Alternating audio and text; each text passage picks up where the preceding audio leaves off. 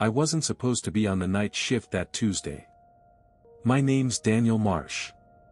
I work security for a municipal park on the edge of town, nothing fancy, just a wide stretch of cracked walkways, old trees that drop sap like tears, and a handful of sculptures nobody really cares about anymore. Officially it's called Greenridge Historical Park, but everyone I know just calls it the Statue Place. The shift started like any other. I got there at 21:48, a little early, because Victor from the day shift always leaves a mess, crumbs, cigarette ash, once even a half-eaten sandwich that had gone gray around the edges. That night was no exception. The guard booth smelled faintly of stale bread and something sour, like milk that had been left out too long. I opened the window for a minute, even though it let in the cold. April nights here aren't warm yet. There's this damp chill that creeps into your clothes and stays there. You don't notice it at first, but after an hour, your fingers start to feel stiff, like they don't belong to you. I poured myself coffee from the old metal thermos I always bring. Strong enough to taste bitter even through sugar.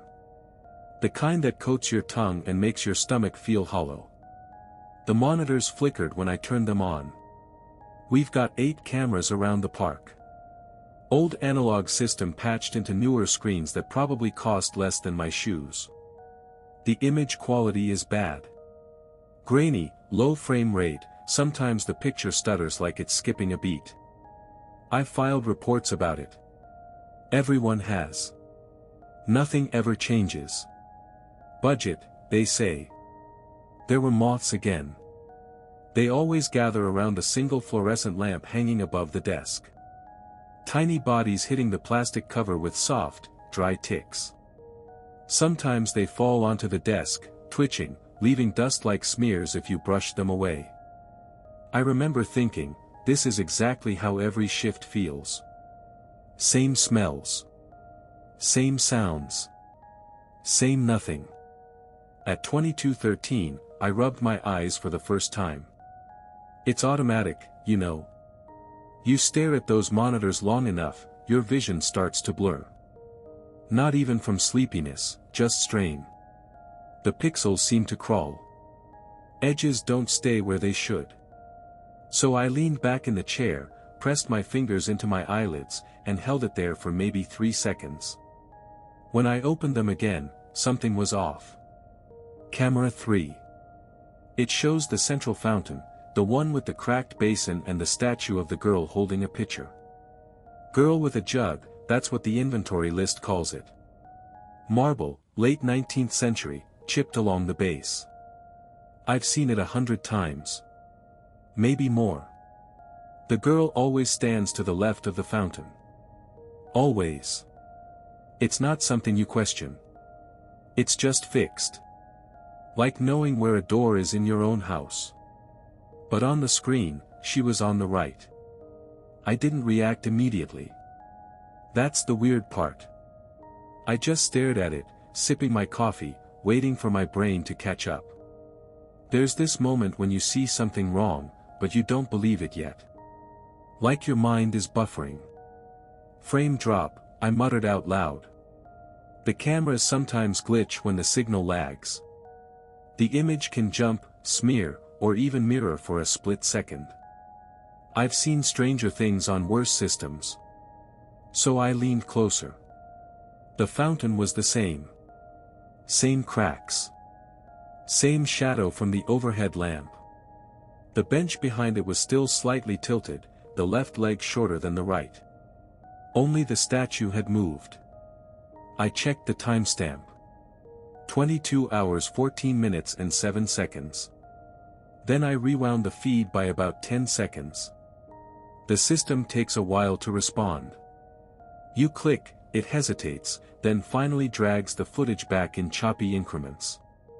At 22 hours 13 minutes and 58 seconds, the statue was on the left. At 22 hours 14 minutes and 2 seconds, it was still on the left. At 22 hours 14 minutes and 5 seconds, the image stuttered, just a flicker. And at 22 hours 14 minutes and 6 seconds, it was on the right. No transition. No movement. Just different. I frowned and rubbed my eyes again, harder this time. Yeah, okay, I said to nobody. Cheap garbage. It made sense.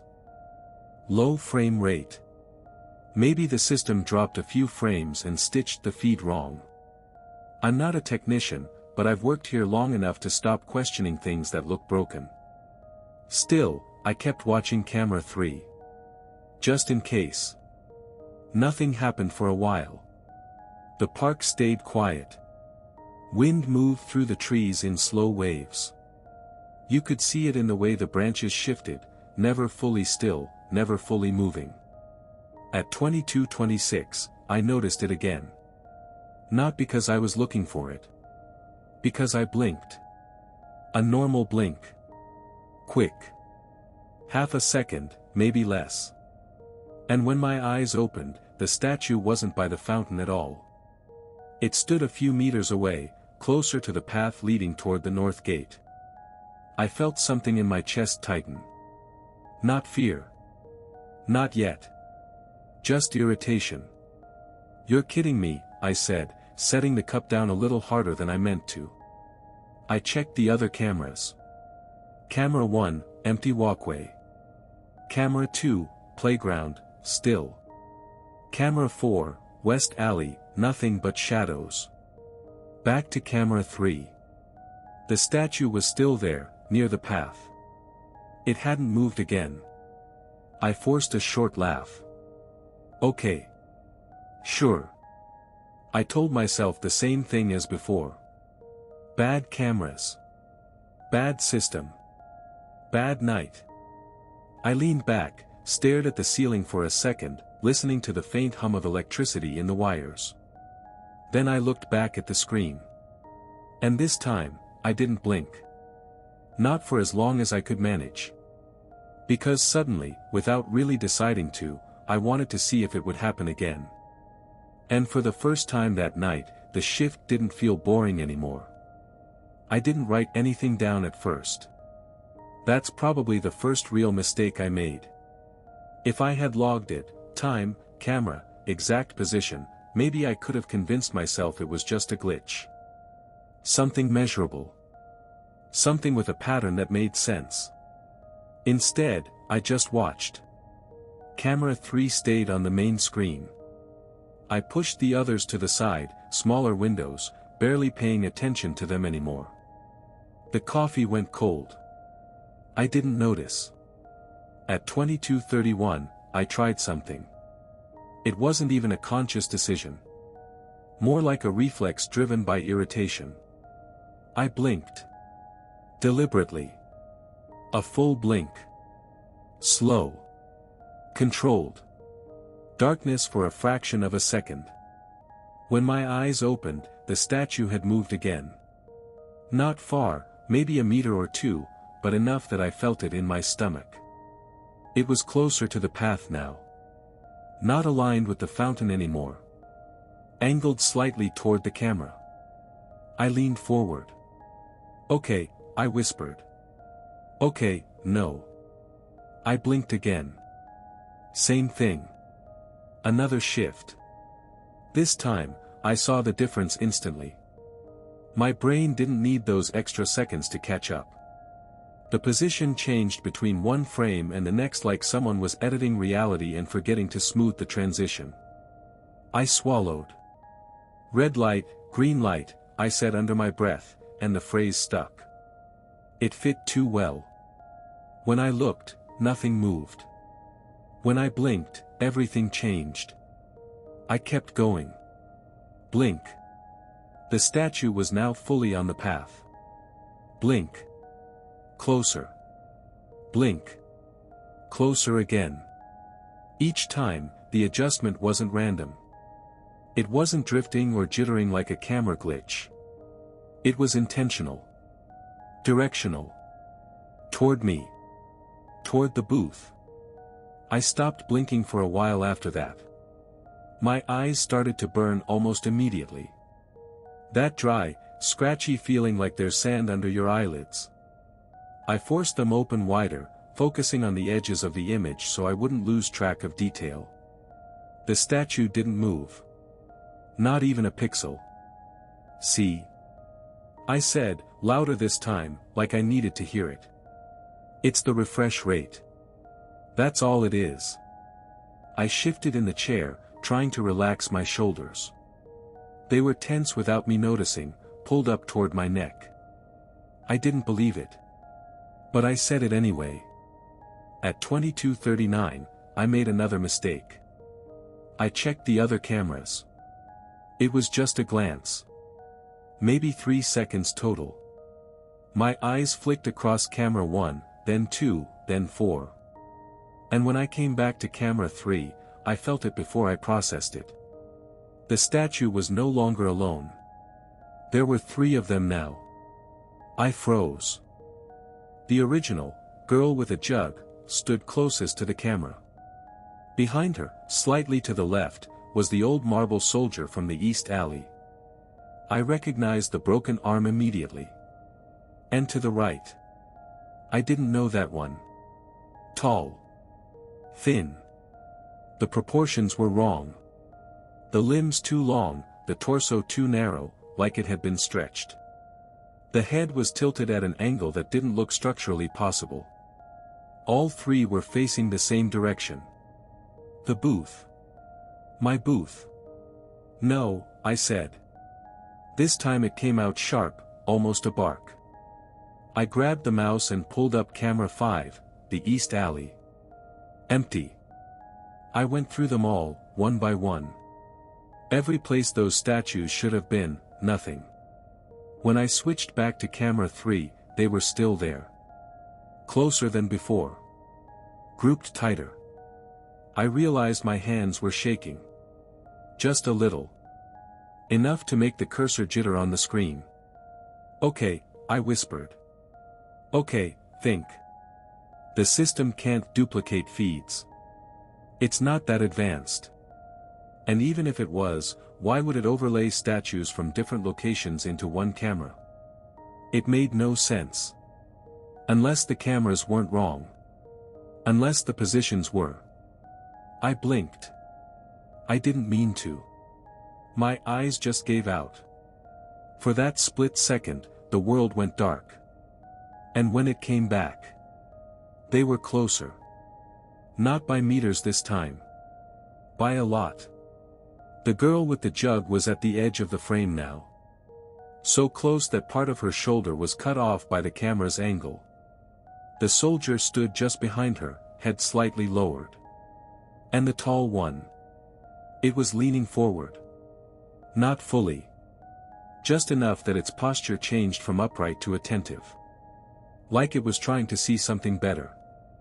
I pushed the chair back so hard it hit the wall. The noise echoed in the small booth, louder than it should have been. "Stop," I said, but I didn't know who I was talking to. My throat felt dry. I reached for the coffee out of habit, took a sip, and immediately regretted it. It had gone cold and bitter, leaving a metallic taste on my tongue. I didn't look away from the screen again. Not even for a second. Because now there was something else. Something worse than the movement. Their hands. I hadn't noticed it before. Marble isn't supposed to look flexible. It's carved into fixed shapes, smooth and rigid. But now, their fingers looked longer. Not dramatically. Not in a way you'd notice at a glance. But enough that they didn't match what I remembered. And all of them, every single one, was pointing. Not directly. Not like a clear gesture. But angled. Subtle. Toward the door of the booth. I became aware of my own breathing. Too fast. Too shallow. "Just don't blink," I muttered. "That's it. Don't blink. Simple rule. Red light, safe. Green light, something changes." So I chose red. I locked my eyes onto the screen and held them there, ignoring the burning, the watering, the urge building behind my eyelids like pressure. The statues didn't move. But they didn't need to. Because now I knew, they weren't scattered around the park anymore. They were gathering. And they were waiting for me to look away. I lasted longer than I thought I would. A minute, maybe 2. It felt like 10. Your body keeps track of blinking in a way you don't notice until you try to stop. It builds pressure behind your eyes, like something is pushing from the inside, demanding release. The burning got worse first. Then the tears came, not emotional, just mechanical. My vision started to smear at the edges. I kept staring at camera 3. The sound came again. Closer this time. Like something heavy shifting its weight and pulling itself forward in short, uneven bursts. I swallowed, throat clicking dry. "That's not real," I said, but the words barely had any air behind them. The park was supposed to be empty. Locked gates. No visitors after dark. No maintenance crews scheduled. I'd checked the log myself at the start of the shift. The scraping stopped. Silence pressed in, thick and immediate. I realized I had been holding my breath. Then another sound. Not as loud. A lighter scrape, sharper. Like a smaller piece of stone being dragged across a rough surface. From a different direction. My eyes flicked, just slightly, to camera 4. West alley. Nothing. Empty path. Trees. The same flickering lamp halfway down the walkway. I snapped my gaze back to camera 3 immediately, panic spiking. The statues were still there. Closer than they should be. I hadn't blinked. I was sure of it. My eyes burned so badly now that everything had a faint halo around it. The edges of the statues shimmered, not from movement, but from the tears distorting my vision. "You didn't blink," I said to myself. "You didn't." The thought broke apart when I noticed something new. There were more of them. Not just 3. More. Some were cut off at the edges of the frame, barely visible, an arm here, a shoulder there. But they were there. Pressed into the edges of the camera's view like they had always been there and I had just failed to see them. Another scrape. This time, unmistakably close. Right outside the booth. I flinched. Not a full movement. Just enough that my focus shifted for a fraction of a second. And that was enough. My eyes shut. Reflex. Pain forced it. Darkness. Instant. When I opened them. The camera image changed. Not gradually. All at once. They were right up against the lens now. Not touching it, but close enough that their features filled the frame.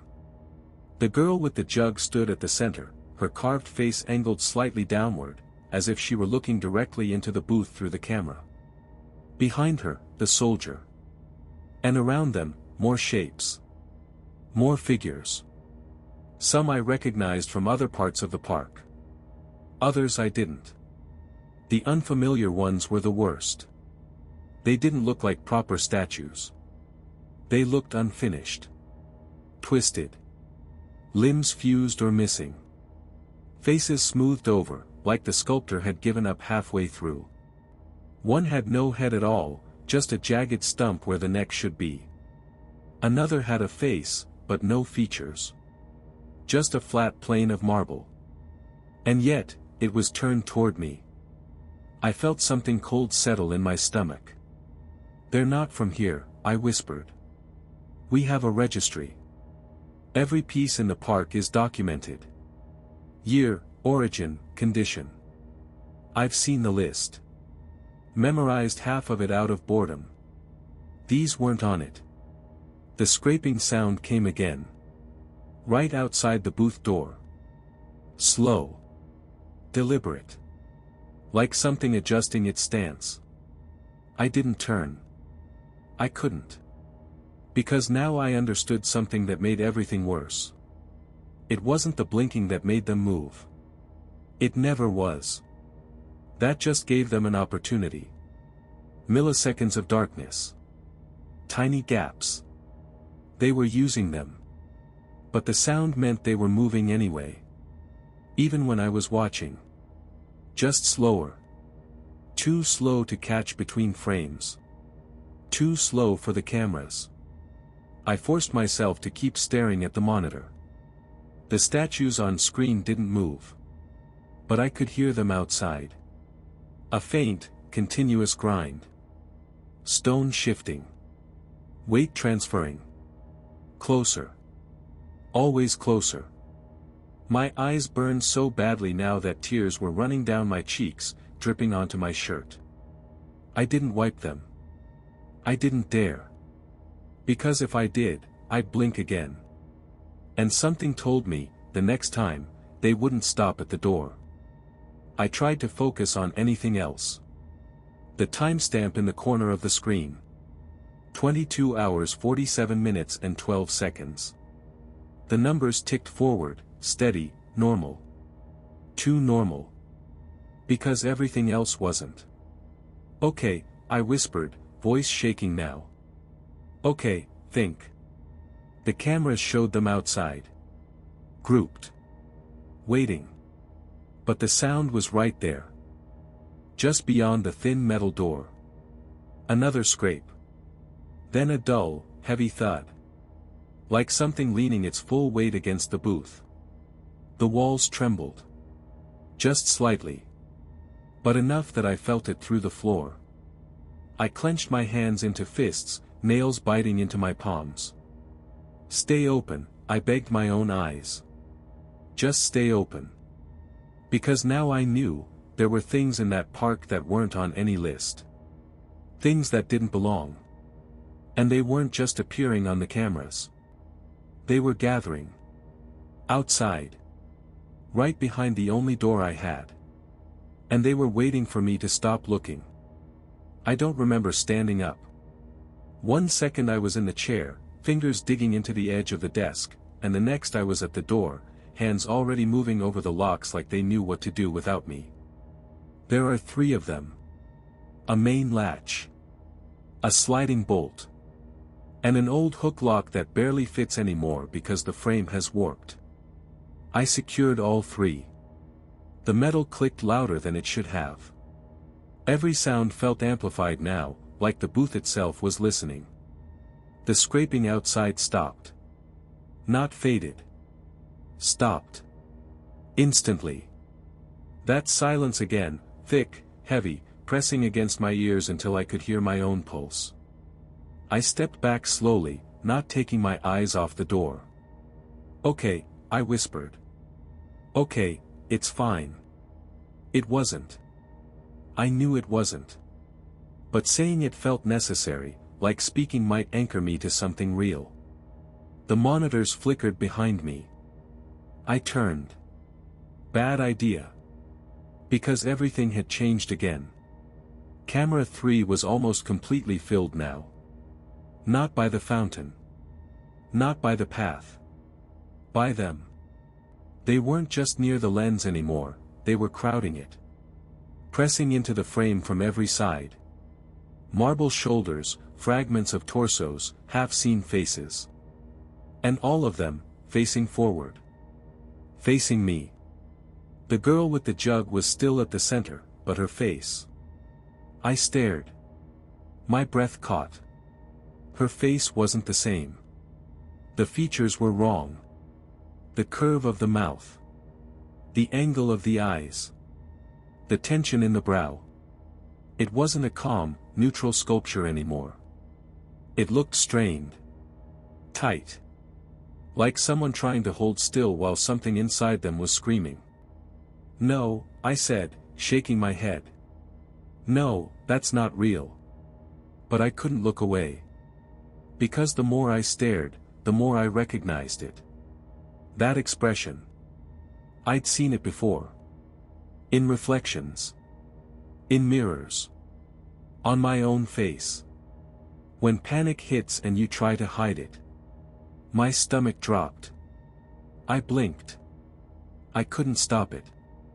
My eyes slammed shut for a fraction of a second, overwhelmed by the burning, the tears, the sheer exhaustion.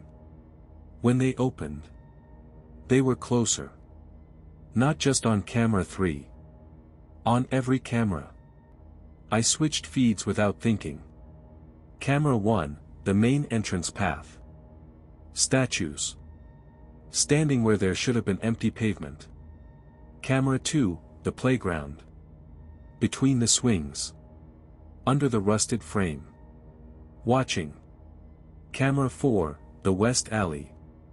They filled the walkway now, packed so tightly there was no visible ground between them. All of them turned in the same direction. The booth. My booth. The lights outside flickered. I saw it on multiple feeds at once. One lamp dimmed. Then another. Then another. Like a line going dark, section by section. Until only the area directly around the booth was still lit. And even that light wasn't steady. It pulsed. Faint. Sickly. Like it was struggling to stay alive. I heard it then. Not the scraping. Something else. A faint, dry sound. Like stone shifting against stone, but softer. Closer. Inside. I froze. Slowly, very slowly, I turned my head toward the window. The glass was fogged slightly from my breath. Beyond it, the lawn. And on that lawn, they were there. Not on the cameras. Not filtered through grain and static. Real. Massive shapes in the dim, flickering light. Dozens of them. Standing too close together. Too still. Too quiet. And every single one, facing the booth. Facing me.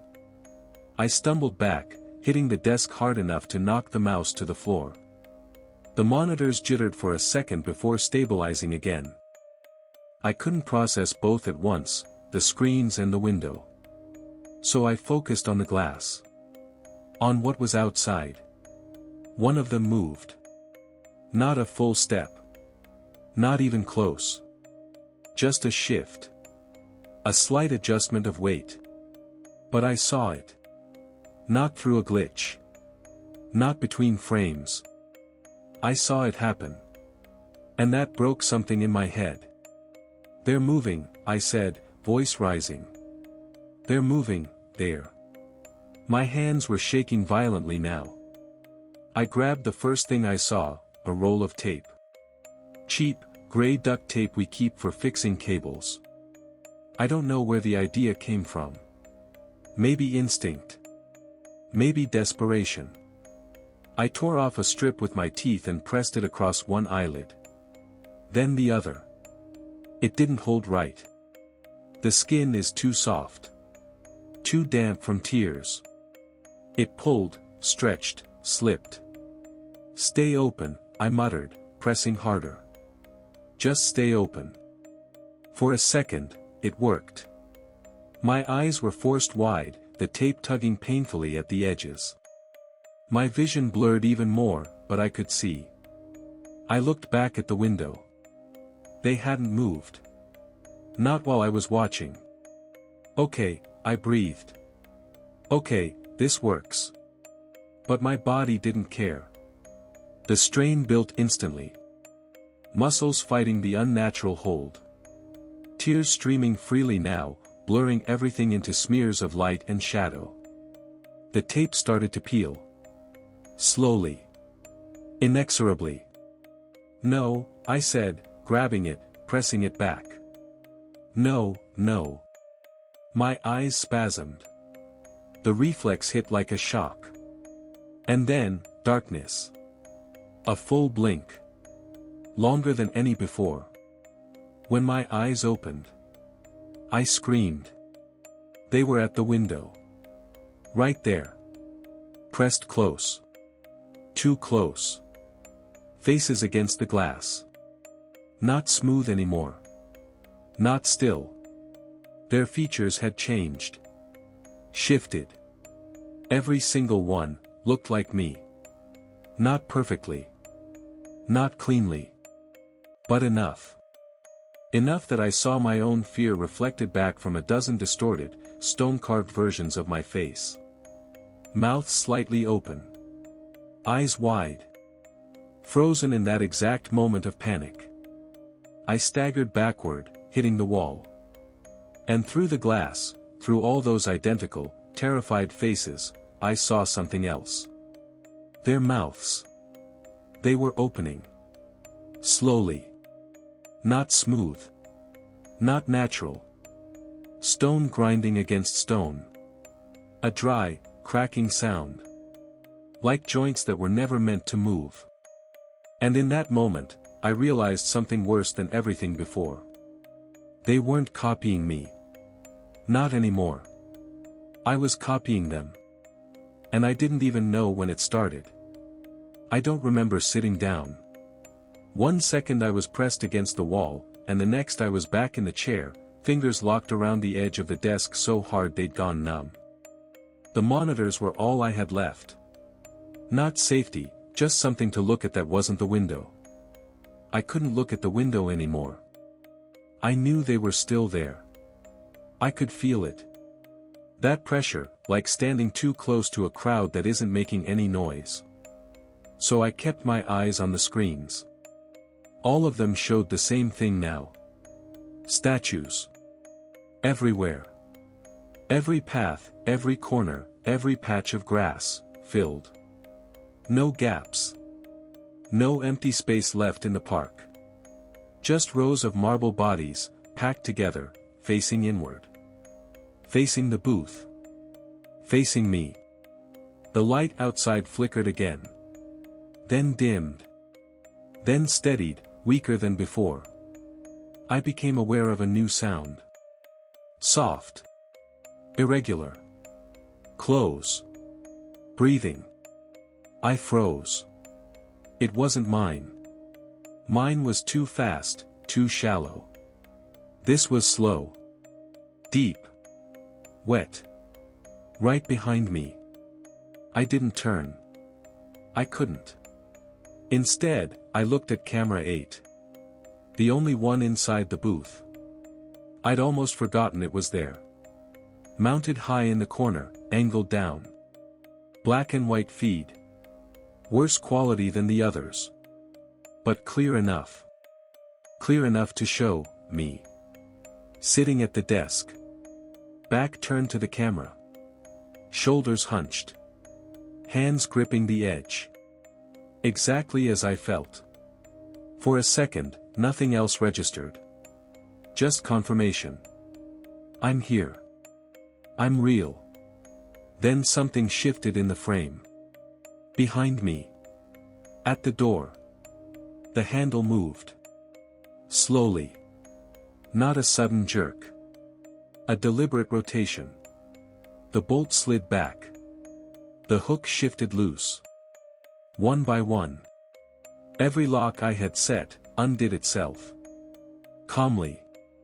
Silently. The door opened. Slow. Inward. On the monitor, I saw the gap widen. Darkness behind it. No shapes. No figures. Just black. But the breathing was louder now. Closer. Right at the back of my neck. Cold air touched my skin. Damp. Heavy. Like standing in front of an open cellar. I clenched my jaw, staring at the screen. Don't blink, I whispered. Don't blink. Because I knew, if I turned around, if I looked directly, there would be nothing there. And that would be worse. The camera showed the door fully open now. Something moved in the darkness. Not a shape. Not a body. Just a shift. Like the black itself was leaning. My vision narrowed. Edges going dark. The center holding. Barely. On the monitor, something was behind me now. I couldn't see it clearly. Just a suggestion. A distortion. Like the air itself had weight. And then, my eyes closed. Not a blink.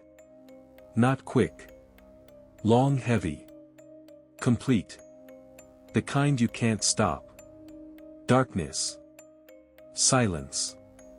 For a second, nothing existed. Then, I opened them. The monitors were still on.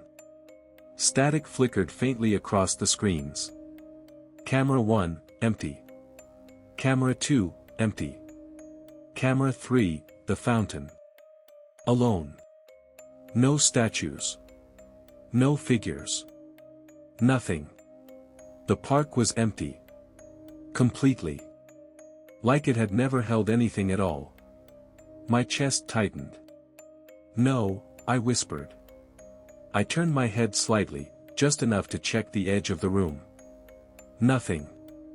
No movement. No shapes. The door, closed. Locked. Exactly as it had been before. The booth was silent. Still. Empty. I let out a shaky breath. A laugh almost followed, but it got stuck halfway out. "Okay," I said, voice barely there. "Okay, it's over." But something was wrong. I couldn't see them. Anywhere. Not on the screens. Not in the room. And that felt worse than before. Because now, there was nothing left to look at. Nothing left to track. Nothing left to stop. Just the feeling. Right behind me. Close enough that I could feel it without turning. Cold. Damp. Heavy. And then, right next to my ear, I heard it. A slow, grinding sound. Stone against stone. Followed by something else. Something opening. Carefully. Deliberately. Like a jaw that had never moved before. And just before it closed, I realized. I hadn't seen myself on camera 8 again. Not after I blinked. Not even once.